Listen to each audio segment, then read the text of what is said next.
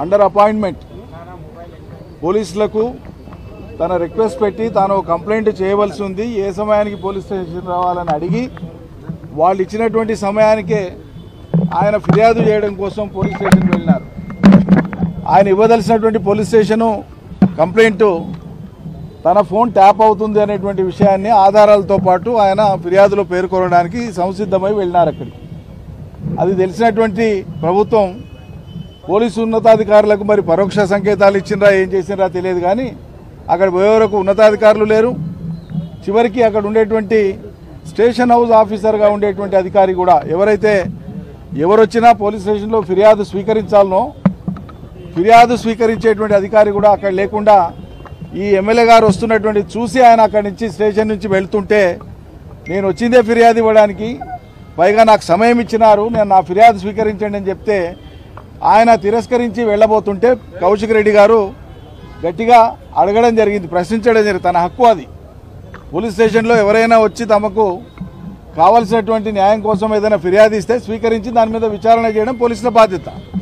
కానీ పిటిషనే తీసుకోము, మేము మా ఇష్టం ఉన్నట్లు ఉంటామనేటువంటి విధంగా మరి వాళ్ళకి ఎవరు ఆదేశాలు ఇచ్చినారో ఎందుకు అట్లా ప్రవర్తించినారో తెలియదు. అది జరిగిపోయిన తర్వాత ఈరోజు ఉదయం అదే స్టేషన్ హౌస్ ఆఫీసరు రాఘవేంద్ర అనేటువంటి అధికారి చేత ఆయన మీద ఒత్తిడి తెచ్చి ఒక కంప్లైంట్, ఫాల్స్ కంప్లైంట్ రిజిస్టర్ చేయించినారు. తన విధులకు ఆటంకం కలిగించినట్లు, తన దుర్భాషలాడినట్లు, అదేవిధంగా స్టేషన్లో తనను నిర్బంధించినట్లు, స్టేషన్లోకి బలవంతంగా చొచ్చుకొని వచ్చినట్లు, ట్రెస్పాస్ చేసినట్లు, ఈ వివిధ సెక్షన్స్ అట్రాక్ట్ అయ్యేటువంటి విధంగా సదరు రాఘవేంద్ర అనేటువంటి అధికారి చేత ఒక తప్పుడు కంప్లైంట్ ఇప్పించి ఎఫ్ఐఆర్ రిజిస్టర్ చేసినారు. చేసి కౌశిక్ రెడ్డి గారిని ఈరోజు ఉదయం తీసుకొచ్చిన సంగతి రాష్ట్ర ప్రజలందరికీ తెలుసు. పోలీసులు అరెస్ట్ చేసినారు. అరెస్ట్ చేస్తే సరే కోర్టులో ఎదుర్కొంటారు, న్యాయపరమైనటువంటి కేసును ఎదుర్కొంటారు, చట్టబద్ధంగా ఎదుర్కొంటారు. కానీ ఇక్కడ వ్యవహరించవలసినటువంటి విధానం ఏంది? మరి మీరు అరెస్ట్ చేస్తే ఎఫ్ఐఆర్లో మీరు నమోదు చేసినటువంటి కేసులు సెక్షన్స్ ఏమున్నాయి, అవన్నీ అప్ టు 7 years పనిష్మెంట్, అంటే 7 ఏళ్ల వరకు శిక్షార్హమైనటువంటి నేరాలుగా చూపబడ్డాయి. అటువంటిప్పుడు అవన్నీ బెయిలబుల్ సెక్షన్సే. బెయిలబుల్ సెక్షన్సే అయినప్పుడు పోలీస్ స్టేషన్లో బెయిల్ ఇచ్చి ఆయనను పంపించాలా చట్టపరంగా. సుప్రీంకోర్టు ఆదేశాలు ఉన్నాయి. బెయిలబుల్ సెక్షన్స్లో కోర్టుకు తీసుకుపోవడానికి వీల్లేదు, జ్యుడిషియల్ రిమాండ్ కోరడానికి వీల్లేదు. కంపల్సరీగా పోలీస్ స్టేషన్లోనే విడుదల చేయాలా, బాండ్ తీసుకొని, సెక్యూరిటీ తీసుకొని. అది చట్టం చెప్తా ఉంది, సుప్రీంకోర్టు చెప్పింది, చట్టంలో అదేముంది. మరి వాళ్ళ ఉదయం 10 గంటల నుంచి ఇప్పుడు 5 దాటిపోయింది, అంటే దాదాపు 7 గంటల పైచిలకు ఆయనను పోలీస్ స్టేషన్లో నిర్బంధించడం అనేటువంటిది ఇది చట్టబద్ధమైనటువంటి అరెస్ట్ కానీ చట్టబద్ధమైనటువంటి కస్టడీ కానీ ఎట్లా అవుతుంది? తప్పకుండా దీన్ని మేము హైకోర్టులో కానీ సుప్రీంకోర్టులో కానీ అవసరమైతే ఈ మానవ హక్కుల వేదిక మీద కానీ ఖచ్చితంగా దీన్ని ఛాలెంజ్ చేస్తాం. ప్రొసీజర్ ఫాలో కావాలని కోరుతున్నాం, మేము చట్టాన్ని ఫాలో కావాలని కోరుతున్నాం. అది చేయకుండా మీకు ఇష్టం ఉన్నట్లు చేస్తామంటే ఇది సరి అయింది కాదు.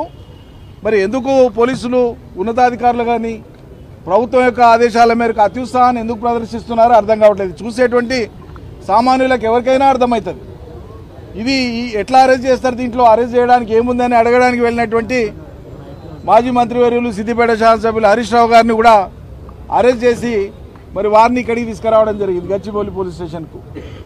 వారిని తీసుకొని వచ్చి ఎందుకు తెచ్చినారంటే ప్రివెంటివ్ అరెస్ట్. ప్రివెంటివ్ అరెస్ట్ అంటే ముందస్తుగా అరెస్ట్ చేస్తున్నారు. దేనికి అరెస్ట్ చేస్తున్నారు? అల్లకల్లాలు అవుతున్నాయా, ఘర్షణలు అవుతున్నాయా, ఏం జరుగుతుందని, ఏం కుప్పలంటకపోతున్నాయని ముందస్తు అరెస్టులు చేయాల్సిన అవసరం ఏర్పడ్డది. ఇది చట్టాన్ని ఇష్టారీతిగా దుర్వినియోగం చేస్తే దానికి పదంతలు రేపు భవిష్యత్తులో ఎవరైనా సరే అనుభవించవలసి వస్తుంది. చట్టపరంగానే మేము వాటన్నిటిని కూడా ఎదుర్కొంటాం.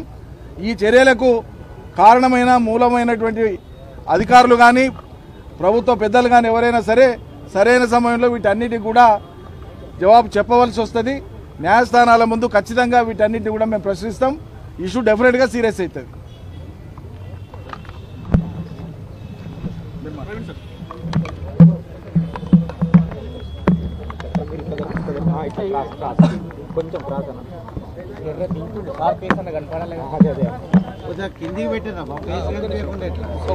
ఈరోజు తెలంగాణలో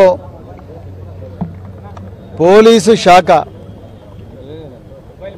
డీజీపీ గారి చేతిలో లేదు, ముఖ్యమంత్రి ఆయన కుటుంబం ఒక రాజ్యాంగేతర శక్తిగా ప్రవర్తిస్తూ ఈ శాఖనంతా కూడా తమ గుప్పిట్లో పెట్టుకున్నారనడానికి సింపుల్ ఎగ్జాంపుల్ ఈరోజు పాడి కౌశిక్ రెడ్డి గారి అరెస్టు, అదేవిధంగా హరీష్ రావు గారి మరి మిగతా ఎమ్మెల్యేలు ఎమ్మెల్సీల అరెస్టు.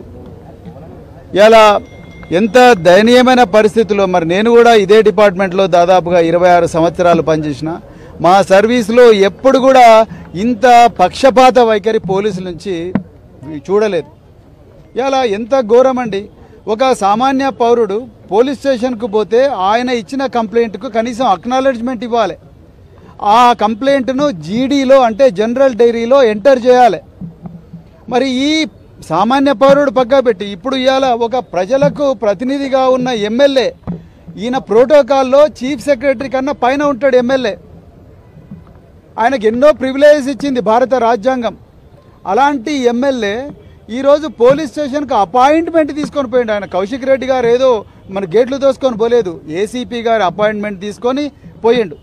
పోతే ఆయన కంప్లైంట్ తీసుకోవడానికి కూడా ఏసీపీ అక్కడ ఉండకుండా పారిపోవడం, అదేవిధంగా సిఐకి ఇష్టం లేకుండా ఆయన కూడా పారిపోవడం. పోతే ఏం చేస్తాడు అసలు? ఆ ఎమ్మెల్యే ఎందుకు పోయిండు? తనకు రేవంత్ రెడ్డి నుంచి ప్రాణహాని ఉన్నది. ఇంతకుముందు ఇదే Cyberabad police station, Cyberabad commissionerate లిమిట్స్లో, ఇదే గచ్చిబౌలి పిఎస్ లిమిట్స్లో, కొండాపూర్లో పోలీసు బందోబస్తుతోని అరికపూడి గాంధీ అని షేర్లింగపల్లి ఎమ్మెల్యే వచ్చి కౌశిక్ రెడ్డి గారిని హతమార్చడానికి 100 మంది అనుచరులతో వచ్చి ప్రయత్నం చేసిండు. నా ప్రాణాలకు భయం ఉన్నది. ఆ రోజు కౌశిక్ రెడ్డి గారితో నేను ఇదే గచ్చిబౌలి పోలీస్ స్టేషన్ నుంచి తెలంగాణ భవన్కు పోయేటప్పుడు కౌశిక్ రెడ్డి గారికి 2-3 కాల్స్ వచ్చినాయి.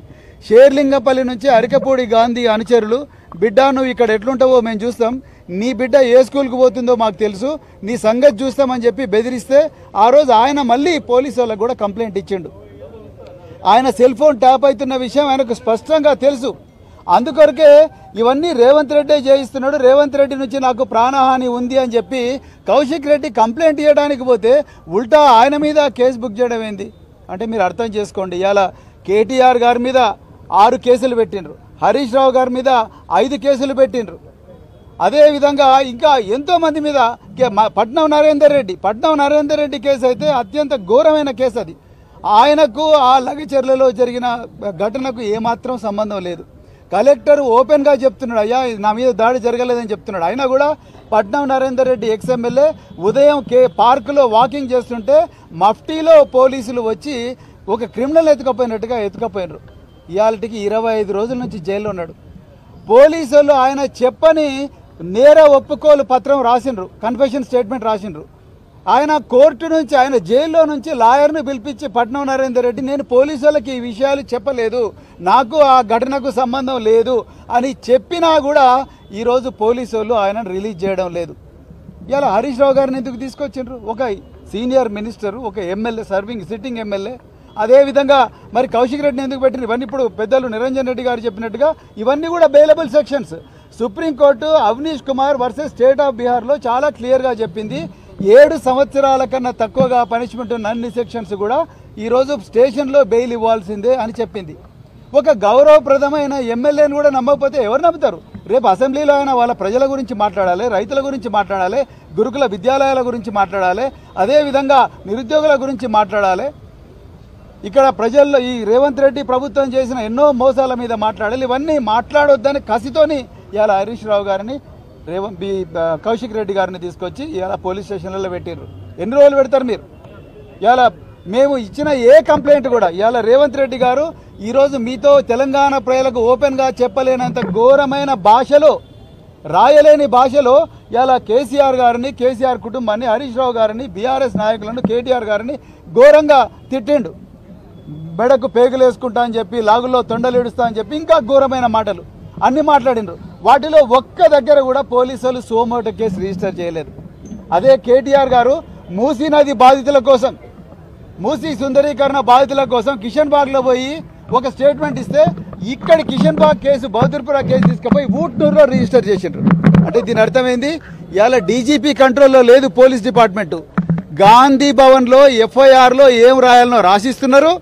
అది తీసుకుపోయి డైరెక్ట్ పోలీస్ స్టేషన్లకు పంపిస్తున్నారు. పోలీస్ స్టేషన్లో ఎఫ్ఐఆర్ అవుతున్నది. రాత్రికి రాత్రి వచ్చి ఇలా నాయకులను ఎత్తుకొని పోయి బెయిల్ ఇవ్వాల్సిన అవసరం ఉన్నప్పటికీ కూడా మేజిస్ట్రేట్ల ముందర ప్రొడ్యూస్ చేస్తున్నారు. అంటే తెలంగాణలో ఉన్నదా మరి రాజ్యాంగం? ఒకవైపు రాహుల్ గాంధీ నువ్వేమో రాజ్యాంగం పట్టుకొని తిరుగుతున్నావు, ఇక్కడనేమో అదే రాజ్యాంగం మాకు ఇచ్చిన స్వేచ్ఛగా తిరిగే హక్కు ఆర్టికల్ 19, అదేవిధంగా జీవించే హక్కు ఆర్టికల్ 21, ఇవి రెండు కూడా రాజ్యాంగం మాకు ఇచ్చింది. కానీ రాజ్యాంగం ఇచ్చిన హక్కును కాలరాస్తున్నావు. నేను పోలీస్ అధికారులకు చేతులు జోడించి 4 కోట్ల మంది తెలంగాణ ప్రజల తరపు నుంచి నేను ఒక్కటే రిక్వెస్ట్ చేస్తున్నా, అయ్యా దయచేసి మీరెవ్వరు కూడా భయపడకండి. ఏ పార్టీ కూడా అధికారంలో శాశ్వతంగా ఉండదు. శాశ్వతంగా ఉండేది కేవలం రాజ్యాంగం మరియు చట్టం మాత్రమే. మీరు భయపడుతున్నారు. మీరు బెయిలబుల్ సెక్షన్లలో మేజిస్ట్రేట్ల దగ్గర పంపిస్తున్నారు, తప్పు పంచనామాలు రాస్తున్నారు, తప్పు కన్ఫెషన్లు రాస్తున్నారు. మీరు ఎఫ్ఐఆర్ మావి చేయడం లేదు, మీరు జీడీ ఎంట్రీలు పెట్టడం లేదు, కనీసం మాకు అక్నాలజ్మెంట్ కూడా ఇవ్వడం లేదు. మీరు ఎందుకు భయపడుతున్నారు? ఇవాళ ఉంటాడు, రేపు పోతారు ఈ కాంగ్రెస్ వాళ్ళు, రేవంత్ రెడ్డిలు. రేపు మా పార్టీ అధికారంలోకి వస్తుంది, రేపు ఇంకో పార్టీ అధికారంలోకి వస్తుంది. మీరు తప్పకుండా చట్ట ప్రకారంగానే డ్యూటీ చేయాలి. ఇవాళ ఉంటుంది పోస్టింగ్, ఇవాళ గచ్చిబౌలి ఉంటావు, రేపు ఇంకో దగ్గరికి పోతావు, రేపు సిఐడి ఉంటావు, రేపు ట్రాఫిక్ పోతావు. కానీ ఇవి మీరు ఎప్పుడైతే సమర్థంగా పనిచేస్తారో అప్పుడే మరి అందరు కూడా ప్రజలు హర్షిస్తారు. మా పార్టీ కూడా గుర్తిస్తుంది, మొత్తం తెలంగాణ కూడా మిమ్మల్ని గుండెలు పెట్టుకొని కాపాడుకుంటుంది. మీరు ఈ విధంగా వీళ్ళు చెప్పిన అక్రమ ఆర్డర్లు తీసుకొని రాత్రి అక్రమంగా కేసులు చేసి మరి బెయిల్ ఇవ్వాల్సిన కేసుల్లో కూడా మేజిస్ట్రేట్ల మీద ప్రొడ్యూస్ చేసి జైళ్లలోకి దోసి మమ్మల్ని జైళ్లలో టార్చర్లు పెట్టి పోలీస్ స్టేషన్లో టార్చర్లు పెట్టి చేస్తే మాత్రం తప్పకుండా రాబోయే రోజుల్లో మరి ప్రతి ప్రభుత్వ ఉద్యోగి కూడా చాలా ఇబ్బందులు పడతారు. అందుకొరకే దయచేసి మీరు చట్ట ప్రకారంగా చేయాలని చెప్పి నేను కోరుకుంటున్నా. మీరు ఎట్టి పరిస్థితులు కూడా చట్ట వ్యతిరేకమైన ఆదేశాలు తీసుకోకండి. మరి అదేవిధంగా నేను తెలంగాణ పిల్లలకు కూడా చెప్తున్నా, ఇలా మరి ముఖ్యమంత్రి సొంత సోదరుల పేర్లు పెట్టి సూసైడ్ చేసుకున్న ముఖ్యమంత్రి సొంత గ్రామంలో అక్కడ కూడా మరి పోలీసులు ఎఫ్ఐఆర్లో రేవంత్ రెడ్డి సోదరుల పేర్లు పెట్టలేని పరిస్థితి. అంటే తెలంగాణలో ఎంత అరాచక పాలన నడుస్తున్నది, ఎంత పక్షపాత పాలన నడుస్తున్నది అనేది మీరు ఒకసారి గమనించాలి. దీనికి వ్యతిరేకంగా మేము తప్పకుండా పోరాడతాం. ఇంతకుముందు పెద్దలు నిరంజన్ రెడ్డి గారు చెప్పినట్టుగా మాకు న్యాయ వ్యవస్థ మీద ఇప్పటికి కూడా నమ్మకం ఉన్నది. మేము హైకోర్టు పోతాం, సుప్రీంకోర్టు పోతాం, అదేవిధంగా జాతీయ మానవ హక్కుల సంస్థకు కూడా పోతాం. రాజ్యాంగం మాకు కల్పించిన హక్కులను మేము తప్పకుండా కాపాడుకుంటామని చెప్తూ మరొకసారి జై తెలంగాణ.